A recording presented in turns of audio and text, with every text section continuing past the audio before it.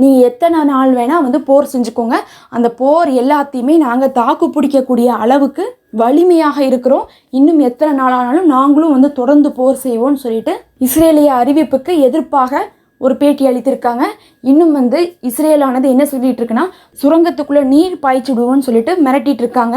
அதற்கு வந்து ஹமாஸ் தலைவர்கள் என்ன சொல்லியிருக்காங்கன்னா, நீங்கள் சுரங்கத்துக்குள்ளே நீர் பாய்ச்சினாலும் சரி, அதை வந்து முறியடிக்கக்கூடிய அளவுக்கு வந்து நாங்கள் வந்து அந்த சுரங்கத்தை அமைத்திருக்கோம்னு சொல்கிறாங்க. ஏன்னா இது கூட தெரியாமையா வந்து அவங்க சுரங்கத்தை அமைத்திருப்பாங்க. இது ஒன்றும் புதிய ஸ்கீம் கிடையாது. இந்த வாட்டரை வந்து செலுத்துறதுங்கிறது ஏற்கனவே கடல் நீரை வந்து ஹமாஸுடைய சுரங்கத்துக்குள்ளே ஈஜிப்டே வந்து செலுத்தி இருக்குது. அது இல்லாமல் மற்ற நாடுகளில் கூட இந்த மாதிரியான காரியங்கள்லாம் நடந்திருக்கு. அதனால இவர்கள் என்ன பண்ணியிருக்காங்க, வேர்ல்டுலேயே வச்சு அறிவார்ந்த இன்ஜினியர்லாம் வச்சு தான் அதை வந்து கட்டமைத்திருக்காங்க. எவ்வளோ தண்ணி வந்தாலும் அதை தாக்கு பிடிக்கக்கூடிய அளவுக்கு சுரங்கமானது கட்டமைக்கப்பட்டுள்ளது. அதனால சுரங்கத்துக்குள்ள என்ன தண்ணி வந்தாலும் சரி, சுரங்கத்தை தண்ணியை கொண்டு அழிக்கிறதுக்கு வாய்ப்பே இல்லைன்னு சொல்லியிருக்காங்க. இன்னும் சொல்ல போனால் காசாவில் இப்போது வெள்ளம், மழை பெய்து அப்படியே தண்ணி நின்றுருக்கு. ஆனால் அதனாலலாம் வந்து சுரங்கம் பார்த்தா எந்தவித பாதிப்பையுமே அடையலை.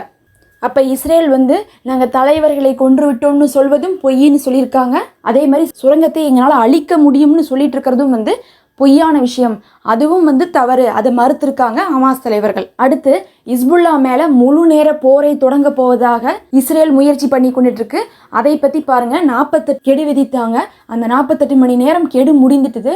இப்போது வந்து அது மும்முனை போராக மாறப்போகக்கூடிய சூழ்நிலை வந்துட்டு இருக்குது. அதோடைய லிங்க்கை நான் உங்களுக்கு கீழே கொடுக்குறேன். அதை நம்ம ஈவினிங் அந்த வீடியோ போட்டிருந்தோம், பார்க்காதவங்க பார்த்துக்கோங்க.